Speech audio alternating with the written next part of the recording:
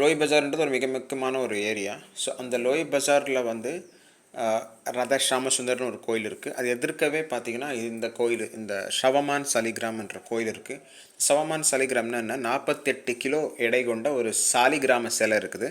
அதே போன்று 38 கிலோ எடை கொண்ட ஒரு சாலிகிராம சிலை இருக்குது. ஒரு 48 கிலோ எடை கொண்ட சவமான், அந்த சவமான்ன்றது பார்த்திங்கன்னா 48 கிலோ எடை கொண்ட சவமான் சாலிகிராம் என்பது கிருஷ்ணனுடைய சாலிகிராமமாகவும், 38 கிலோ எடை கொண்ட சாலிகிராம சிலையானது பலராமர் சிலையாகவும் கருதப்படுகிறது.